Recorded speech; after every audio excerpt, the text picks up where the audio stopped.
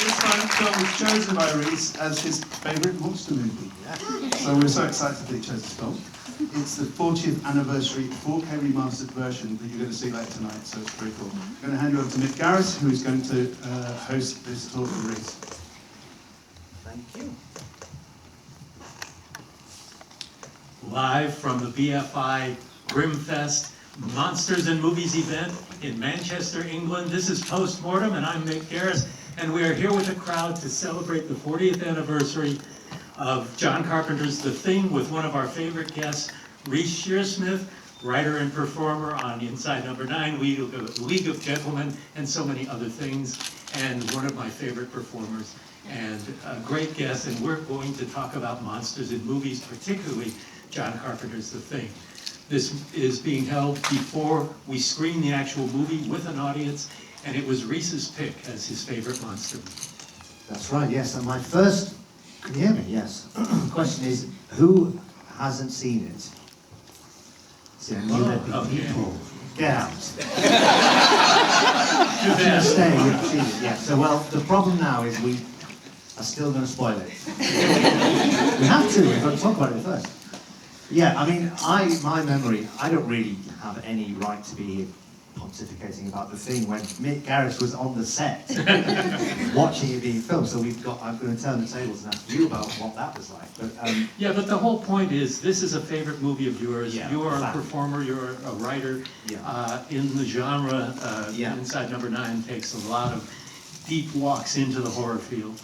I guess so, yeah. I mean, one of the reasons why I picked this film was, for me, and I'm sure for a lot of people that have around my age, it was a film that I saw on videotape. Obviously, it was the height of it was 80s, and I saw it, and I remember feeling something I'd never felt before about any horror or anything I'd seen, and I was already a huge horror fan. And it was the fact, it was like a veil had lifted on something I knew was possible. The effects in this film, and the practical effects, blew me away quite seriously. I was like, I cannot believe the things I am seeing. How have they done the things you were seeing? The things I am seeing, and the incarnations of the things. But more than that as well, I think it was and I'm sure maybe we'll talk about this, but the plotting of the script and the fact that it was it's an Agatha Christie, really. It feels like it's a whodunit, but it's who is doing it and who is it, who is the thing, and that was one of the great hooks for me as not just waiting on the next enormous, brilliant special effects, but of course that helps when you're a kid watching it. But I remember this was prime Creepshow, my obsession with Creepshow, and then this came out, and it was just one of those films that just stayed with me and it's never been bettered. And what I can't fathom was how bad the reviews were. But it didn't matter to me as a kid because I just got it on videotape, shouldn't be even watching it at my age, but I watched it, and now I look back and I hear, and I've read them, it had terrible reviews, didn't it? And it did not do good box office. And at that time, Carpenter, of course, was hugely disappointed that here had been the year of E.T. So that's the friendly alien that comes to Earth. And it was the biggest movie of all time. And so people were in the mood for Happy Time monsters, rather than something as visceral as what John Carpenter provided. And I remember saying to him, wait 10 or 15 years, I'll bet you anything people will really speak fondly of this. And now, E.T., great movie. Everybody loves it. Nobody except an asshole hates it. But with John Carpenter's The Thing, we talk about The Thing all the time. We don't talk so much about E.T. Yeah, and I wonder whether it was, because it was 1982, wasn't it, this film, and whether it was they decided, whether they are, that we don't want the 70s French Connection where everything's horrible at the end anymore, and it was just sort of repulsed. It was not the flavour of the month to be, because it's so bleak. I mean, if those that haven't seen it, you wait. But oh, the ending itself is. And apparently, you told me, Mick, there were 3 different endings. Yeah, there were 3 different endings written and shot, wow. And John Carpenter did not share them with anybody. And I don't know what the other 2 endings were, but I guarantee you this is the right end. Yeah, absolutely. And I was just looking. I wrote them down because I wanted to have a look at the script of The Thing.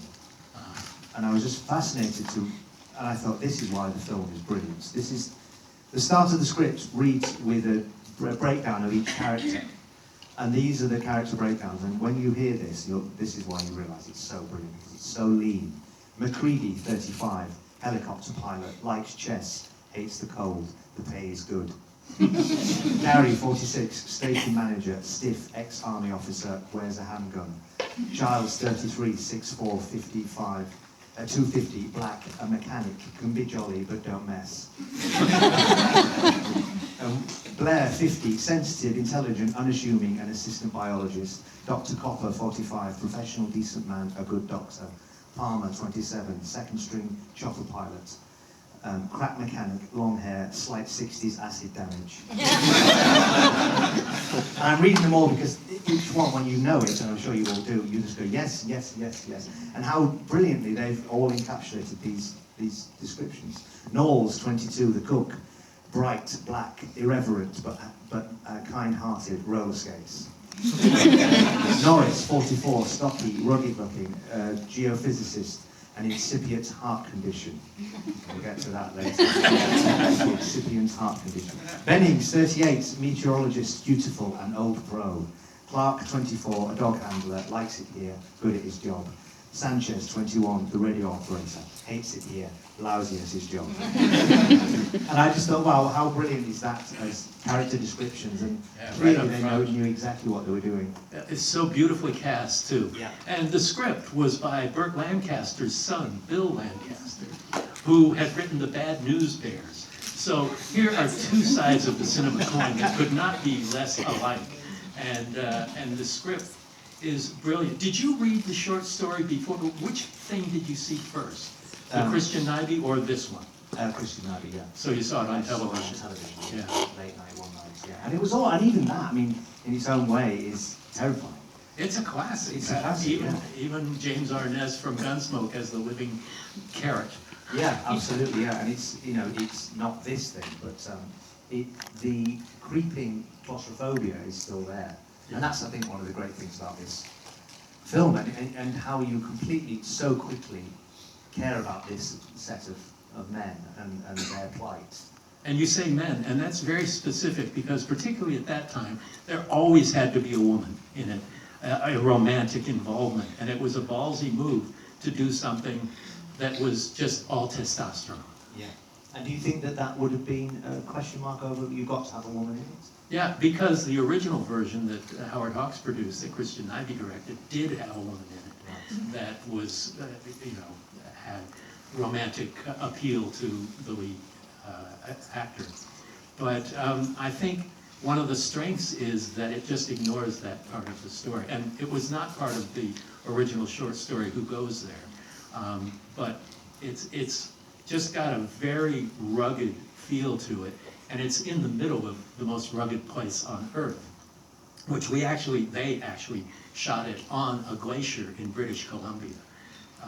And in the summer, we talked about this earlier, but in the summer they built that station and then shot it in the winter, so it was all snowed over and iced over. And they really worked hard to give this veracity. Yeah, now how long was it that, I mean, what point did you come on board to end up being on that shoot? Were you going to do the making of? I did the making of. I wasn't on it very long, but I was also doing specialized publicity for the genre magazines of the time and things like that.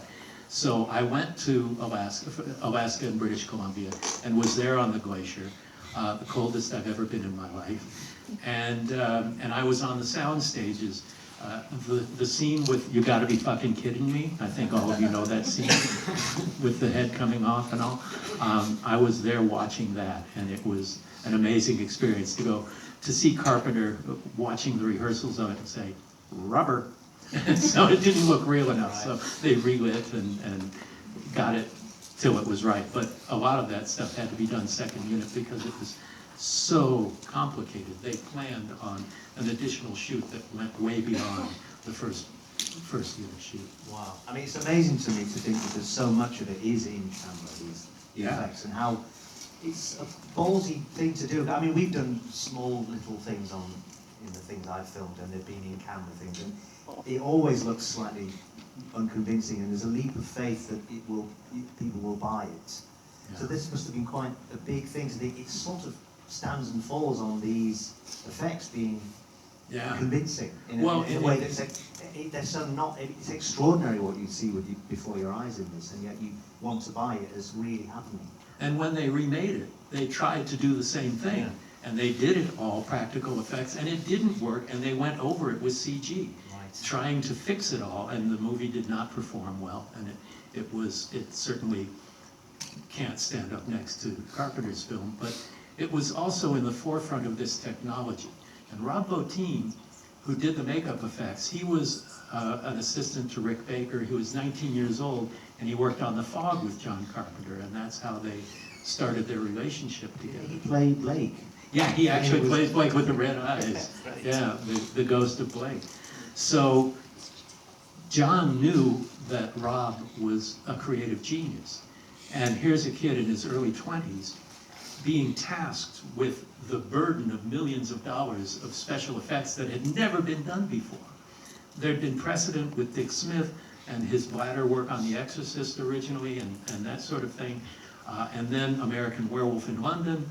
Rick Baker did that, and at the same time, Rob Bottin did The Howling with Joe Dante.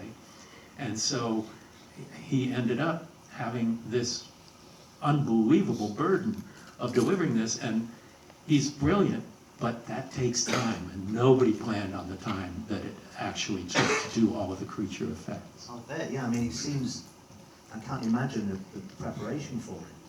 Yeah, meaning reflecting on how he must have designed the creatures, because they see obviously every single step of the way it must have been thought about, but when you arrive at each of the new incarnations of the thing and how you get there via the dogs or via someone's head or whatever it might be, that's the work involved in how each one is its own new monster in the movie is an amazing achievement, because it's not nebulous, it's not sort of thrown together, obviously it can't be. Yeah, those puppets. it used to be that you'd rely on the audience's imagination until the last act, and then you'd give time to your creature. But in this case, once things start going, they are non-stop. Yeah, and how much of was all the creature creations and the looks of them, Rob Bottin bringing them, this person could change into this spider monster type? All of it was Rob, and John gave him his head and said, look, this is what I want. How you achieve it, show me some ideas. Tell me what you want to do. And it's way more than anybody ever planned on originally in the movie, just because Rob was so brilliant and his work was so amazing. But none of that would work. No monster movie works if the people aren't any good. Yeah. And the characters are so well drawn and so beautifully played by this great cast with, everybody loved Kurt Russell, and nobody had ever seen him in a role like this, McCready. And just the commitment, again, we talked about that element of a movie, the commitment of the actors to what is being called tonight a monster movie. And normally that's in a gutter, and this was given front row treatment. Absolutely, yeah, it's elevated by, it's not elevated, it's just really great acting. The same way that the three principals in Jaws, it make it a brilliant film, and that's why I think you can rewatch them, because you just find new nuance in all their performances to this day. I'd love to see, I'm not a big fan of 3D, but did you see the conversion of Jaws to 3D? No, I didn't. It's brilliant. Is it? It's so good that it makes me want to see The Thing with the same conversion, but it looks like Spielberg shot it in 3D. The shots are so three-dimensional, and the movements and the like, that it was captured in 3D in a way I never imagined I would love. Yeah. Yeah. Amazing. This would be an amazing movie to see converted in that way. Yeah, definitely. And it's 42 years now, is it? Oh, is it 40 years for The Thing. It was 1982, summer of 1982. No, I remember when I first saw this, inexplicably it was on a videotape, probably pirated from Blockbusters or the like. But on the other end of it, I think The Thing was on it, and then it ended, and there was a crackle of videotape, and then it was the house that dripped blood.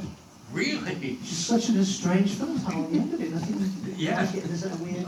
No. Is that an amicus? That's no, Portmanteau Horror was on the. Yeah, that was one of It's those. very strange, yeah. And treasure it.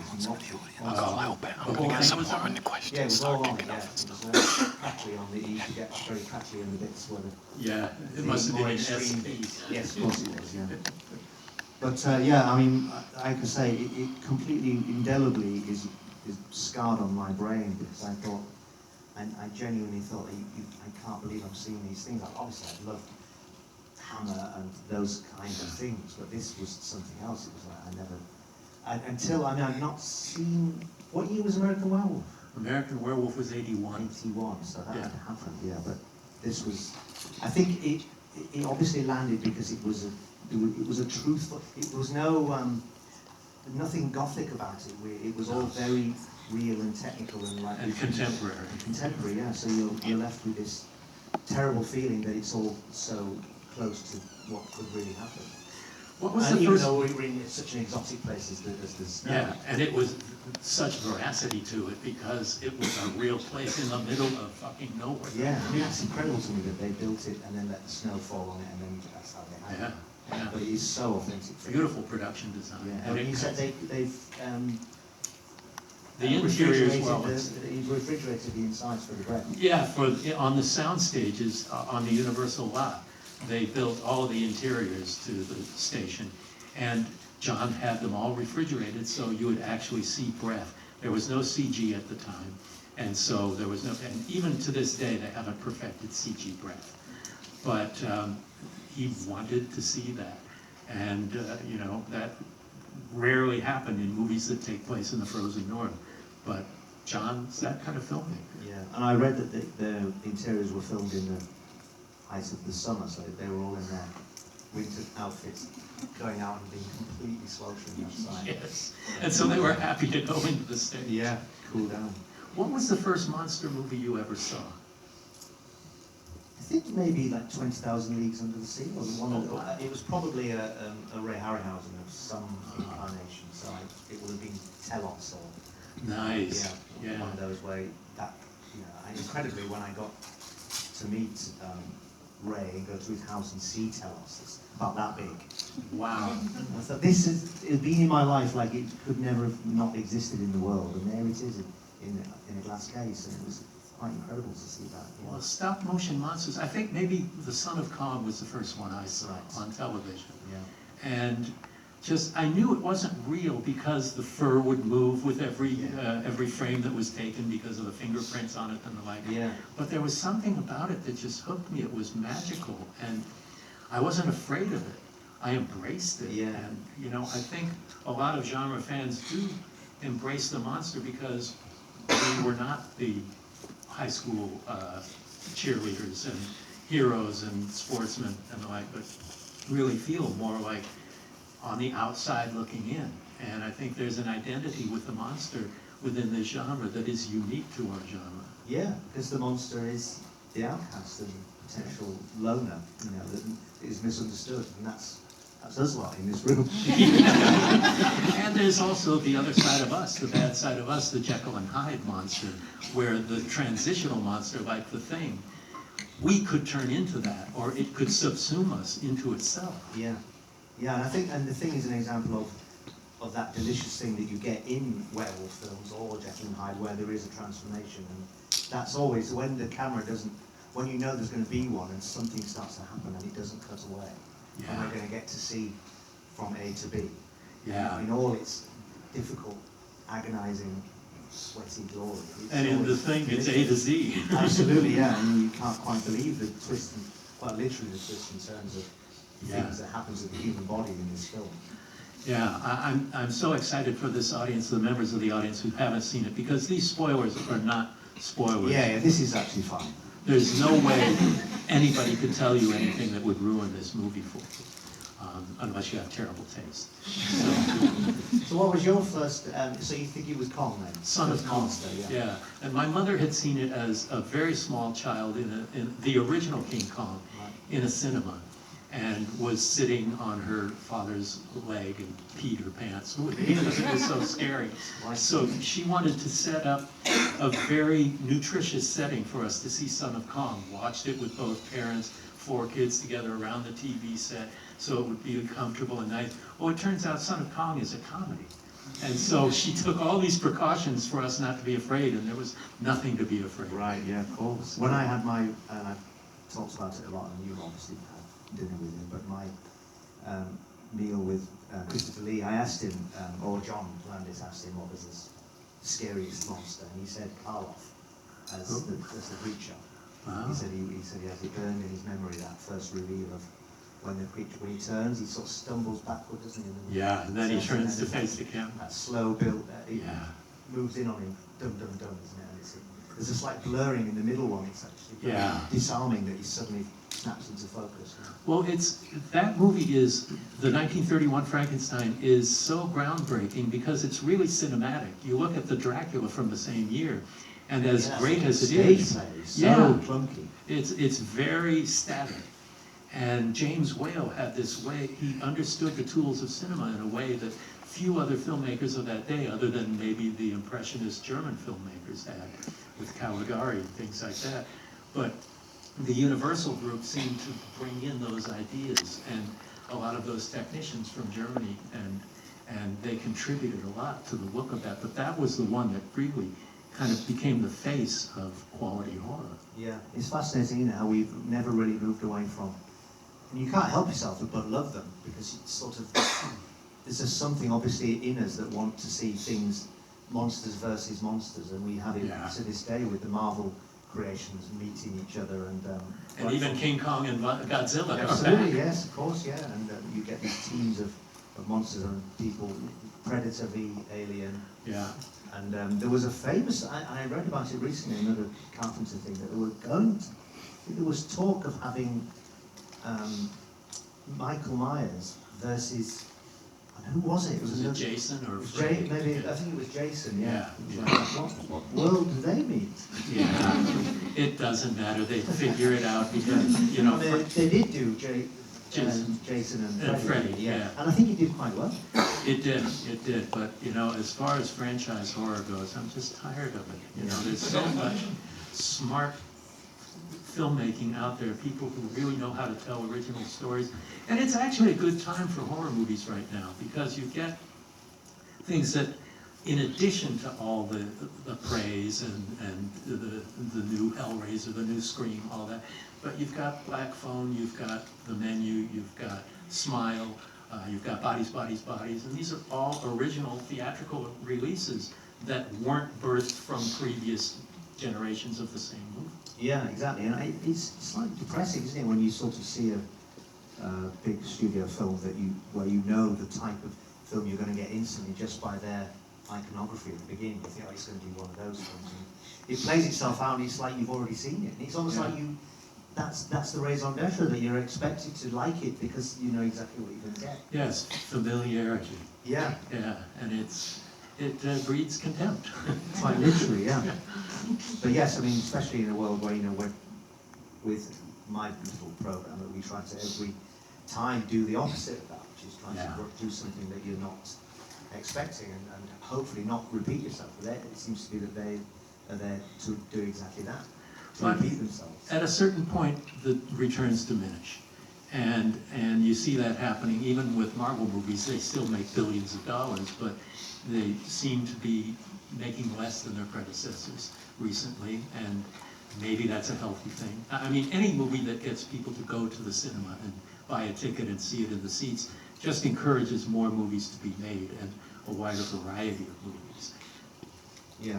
And do you think the thing, they did, like you say, that's fascinating that you said that they did the impractical effects on the remake that they when they did the Norwegian camp. Yes. But then they overlaid it with CG. But why didn't the practical effects work? I don't know. You know, they're very talented guys who did that. But it's all how it's shot, it's all how it plays. And with a modern audience, you have to be even more convincing. You know, we'll look at the thing from 1982 from a modern perspective. If you're 22 years old and haven't seen it before, it may look like foam latex and Vaseline and alginate and snot and all that. Yeah. But in 1982, when we went there, there had been no precedent.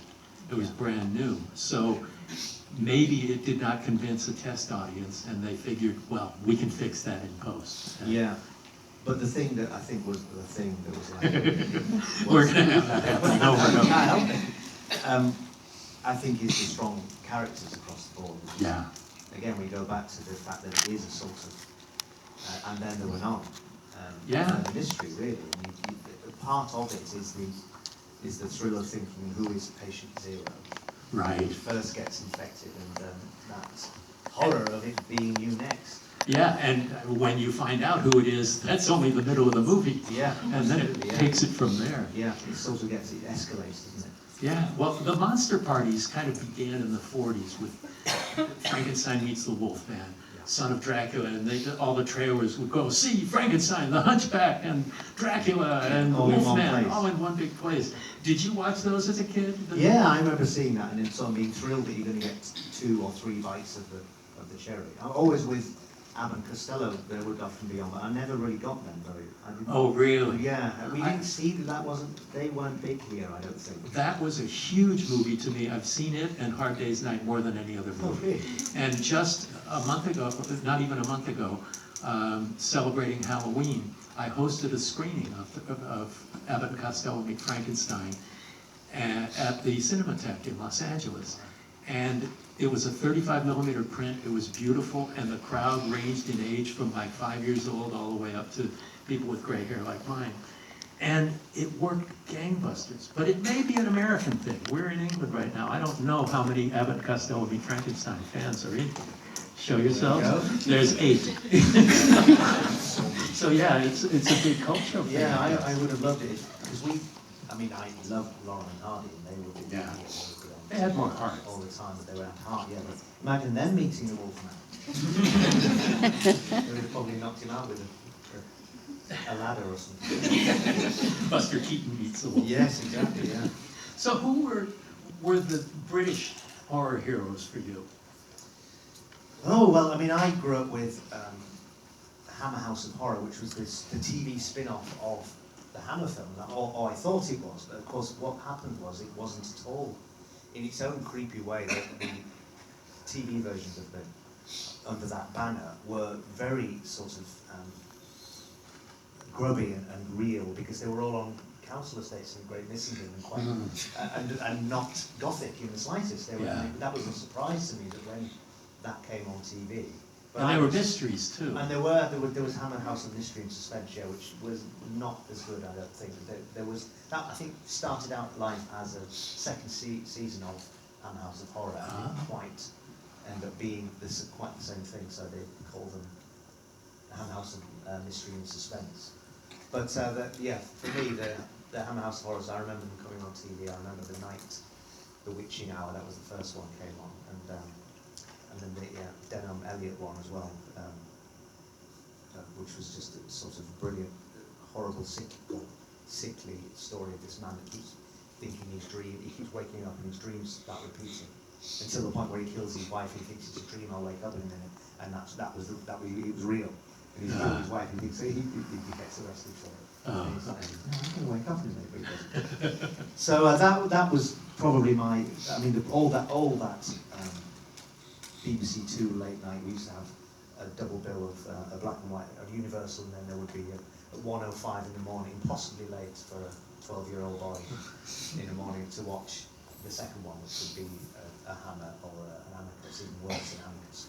Ooh, even better. Yeah, they're even more bloody. Yes. But my sort of memories of monster films, particularly in that genre of my life era, was being terrified of Curse of the Werewolf. That's the Oliver Reed? The Oliver Reed one, yeah. The Oliver Reed one kept me awake, because I remember watching the Oliver Reed one at about 2 o'clock in the morning by myself, going to bed, and then being kept awake, absolutely convinced that there was a Oliver Reed in a white shirt was prowling the streets of Holland. Well, what's amazing about that It was foxes. Making that horrible noise that foxes. Werefoxes. Werefox. Well, the amazing thing about that is the makeup is one of the most realistic of all the werewolf makeups. It doesn't try to turn him into a dog face so much. You know, the Lon Chaney one with the lap dissolves doing the transformation and the like. This used his face a lot. And it looked very human but animalistic at the same time. And it was kind of revolutionary in the way they presented a werewolf because we're so used to seeing it in a big, bulky suit. Yeah, and it sort of didn't just do. It took the legend of the idea of that and did something else with it, because you saw him. There was this time spent in the film when he was a boy werewolf, and that as well. So, and it just sort of extrapolated the story into something that you never really, when you. It was sort of the origin story in its first incarnation, because we never really got that much detail. We always arrived at the werewolf when he was prowling and killing people. This was like, this is when he was a boy as well, and that was interesting. Yeah, fascinating. And it took the Brits to do that. Yeah, I guess so, yeah. I mean, Hammer always was cozy to me. Twins of Evil was a great one. I used to watch, And very sexy. Yes. And those films now, and Dr. Jekyll and Sister Hyde, I remember particularly. Martine Beswick. Yes, yeah, I've been enjoying that, Ralph Dates. And then, of course, all the incarnations that Christopher Lee did of Dracula. And I've recently really re-evaluated mine. I thought it was rubbish, but it's actually really good, and good in a sort of sickly way.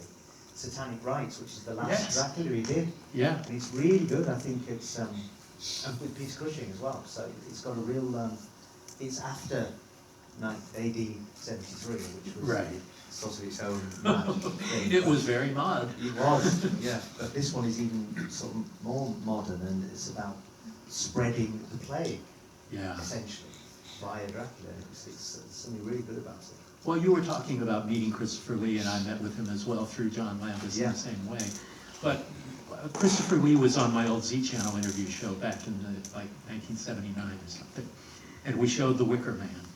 And he really didn't want to talk about Dracula. And it kind of was heartbreaking that he resented that people thought of him as Dracula when Dracula gave him the opportunity to play this wide panoply of roles that he enjoyed, including The Wicker Man, which was one of his two favorite performances. Yeah, it's funny. I mean, by his latter years, he was sort of claiming he'd never done a horror film. He'd never done a terror film.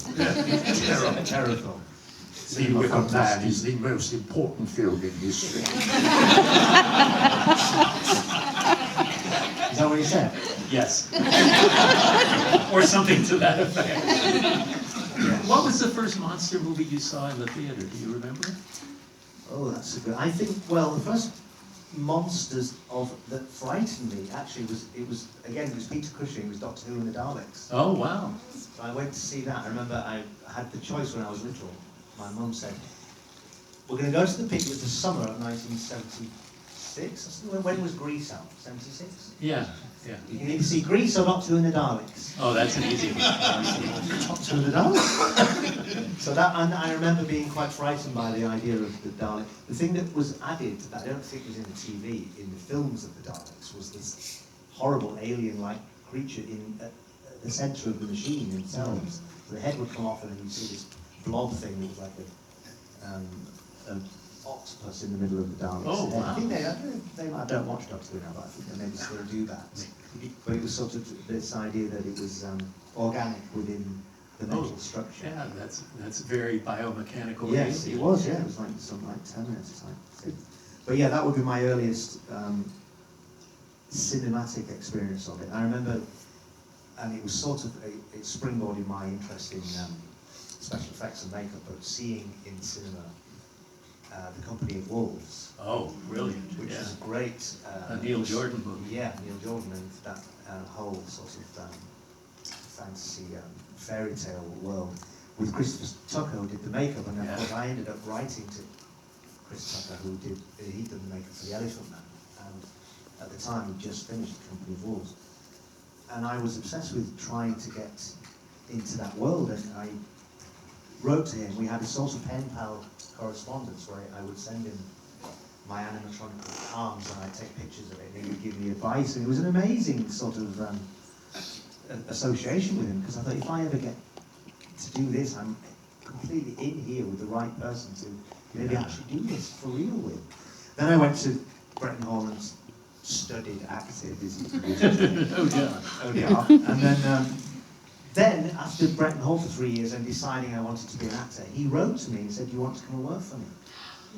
And I couldn't believe it. And I said, yes. And I'd already thought I'd left that part of me behind, but I went to work in his house in Pangbourne, in Berkshire, where I was sort of like Jonathan Harker in Dracula.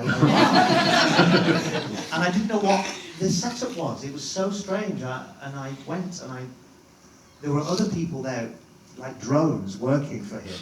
White-faced young men and women that had obviously also been asked to go and work there. And we're just slush moulding makeup for the theatrical production of The Phantom of the Opera, which he'd done the makeup for. And I was joined on the production line of doing that. And I was just sort of looking around saying, how long have you been here? I remember. What happens? Are we paid? What? No. And food would be like slid under the door at night. Yeah, and I was in a room and I had Gregory Peck's head from The Boys from Brazil with a neck ripped out, which he also did.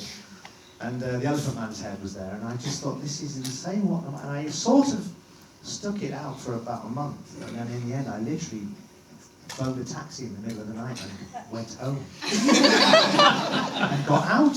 Rather than sleep on the floor backstage. Yes, exactly. I don't know what. Someone tell me what the situation is. Am I just here now? I've never lived my life before.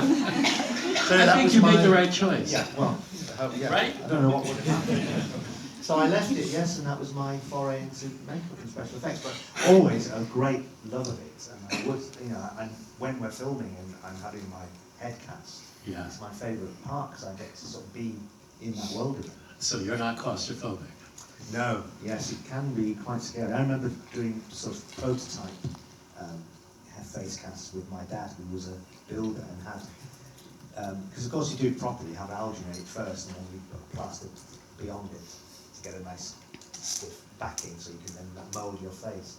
But we did it with like the most rough grouting that you could do on my face. But I've got one from when I was about 13, my head, my face. It's very sad to look at it now. Look at that beautiful face and what it's become. But yeah, it was nice to have that as a memory because I remember it being a very exciting day when I asked my dentist, I asked my mum, will you ask the dentist if we can get a bag of the alginate? Yes. Because the teeth, it was the only thing I could weigh into getting to buy a big £3 bag of alginate. Right. So I did it, and then I cast my face properly the second time. But yeah, you do it, and you have your mouth covered, and you have And it's like 15 to 20 you've minutes. got to be calm, yeah, and you breathe through your nose. It's terrifying, actually.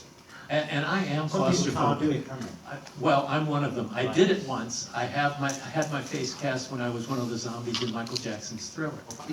And so... As you do. Right? But that experience was worth it, but I don't think I could do it again.